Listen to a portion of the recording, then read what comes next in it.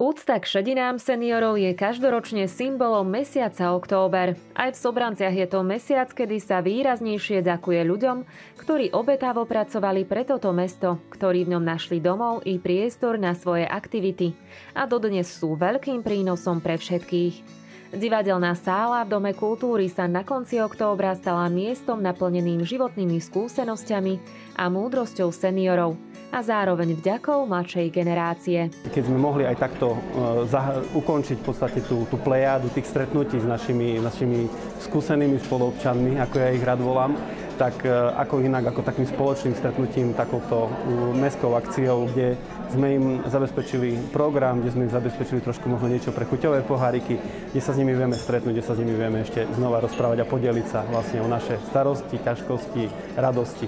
Mesto dalo pri príprave podujatia priestor aj šikovným žiakom zo Strednej odbornej školy obchodu a služieb v Sobranciach.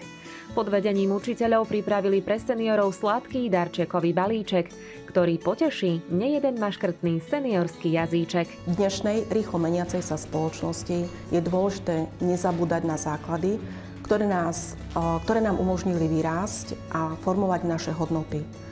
Starší ľudia majú mnoho skúseností, prežitých zážitkov a veľa múdrostí. Úcta k ním je veľmi dôležitá a nie je len spoločenskou povinnosťou, ale je formou vyjadrenia aj našej úcty a vďaky. A začína drobnými maličkosťami. Preto aj študenti našej školy si spolu so zamestnancami pripravili pre našich seniorov sladké poďakovanie. Seniori si pochutnali na veterníkoch a nechýbali ani sladké balíčky na rozlúčku.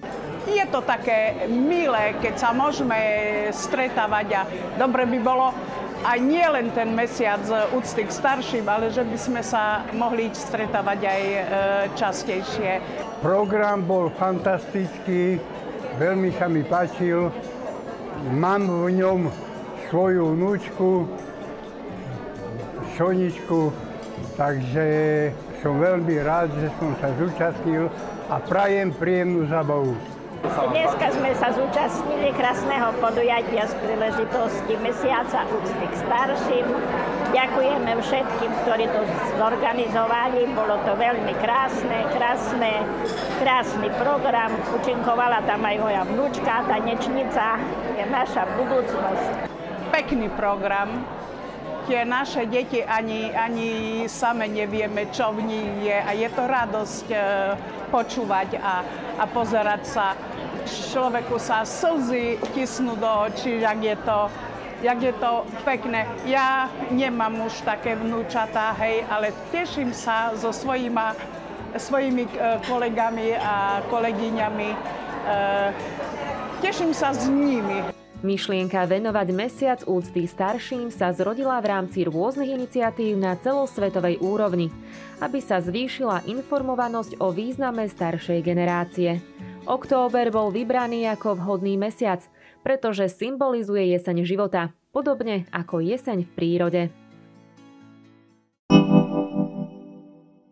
Ľudové pesničky v sprievode akordeónu, folklórny program, príjemné rozhovory a oveľa viac mohli okúsiť žiaci a hostia 2. základnej školy v Sobranciach. Október bol mesiacom úcty k starším a pri tejto príležitosti si nová škola pripravila stretnutie žiakov a starých rodičov, ktoré viedlo najmladších k úcte a rešpektu voči staršej generácii. Toto dnešné podujatie sme venovali seniorom, ale aj žiakom našej školy.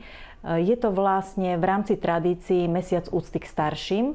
Takéto podujatie sme neorganizovali prvýkrát, ale snažíme sa ich robiť častejšie, pravidelne. Už v minulom školskom roku sme zorganizovali podujatie Stretnutie generácií, čo bolo veľmi krásne a žiakom sa veľmi páčilo.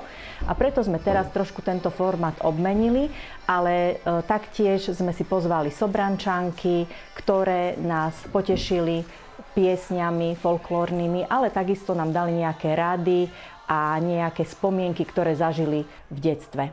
Hudobným hosťom bola ženská spevácka skupina Sobrančanky. Od roku 2016 vystupujú v našom regióne a v jeho okolí so širokým repertoárom zemplínskych piesní. Nebolo dosť času na to, aby sme spomenuli všetko, pretože predsa len za tých 8 rokov činnosti sa toho nazbiera veľa, ale stalo to za to, na čo sme mali čas, toto sme spomenuli a ďakujeme škole, že nás na takéto predstavenie pozvala. Folklór má na 2. základnej škole v Sobranciach veľkú tradíciu. Jeho dobré meno udržuje aj školský tanečný a spevácky súbor Sobrančanik. Pod vedením skúsených učiteľov sa žiaci pripravujú na vystúpenia a aktívne sa zapájajú do udržiavania miestnych zvykov. Folklórny súbor Sobrančanik je známy svojou dlhoročnou tradíciou a zachovávaním kultúrneho dedičstva v regióne. Tu na pôde novej školy začíname už v prvom ročníku ako prípravka. Naša práca v prípravke je zameraná na prácu s deťmi, ktoré majú záujem o tradičný folklór. V rámci prípravky sa učíme základom ľudových tancov, spevov a tréningy sú prispôsobené veku a úrovni skúsenosti detí. Čo nám vlastne tí starí mali by nám odozdávať tie skúsenosti a obrovským našim bohatstvom, obrovským našim pokladom je folklór. A v tomto prípade jednoznačne, ako ináč by sa nám zachovali tradície, folklórne tradície a piesne, ak by ich generácie neodozdávali ďalším generáciám. A toto je, myslím, že takým skvelým príkladom, kedy tá staršia generácia, skúsenejšia generácia, tie piesne, aj tým, že ich interpretujú, že ich tým deťom spievajú, dokonca, že si spolu zaspievali, že im krásne tie tradície a tú skúsenosť tým malým, mladým, tým nastávajúcim, že im vedia ju odovzdať. Takže patrí im naša vďaka, naša úcta. Tak som ako ja povedal, moji starí rodičia aspoň ma naučili ctiť si veľa vecí, pretože ma naučili ctiť si to, čo sa dosiahne prácou, naučili ma ctiť si prírodu, lebo mali gazdovstvo, naučili ma ctiť si aj zvieratá, lebo chovali aj zvieratá. Čiže určite naši starí rodičia a generácie pred nami nám veľmi veľa vecí odovzdali a naučili nás byť takými, akými sme.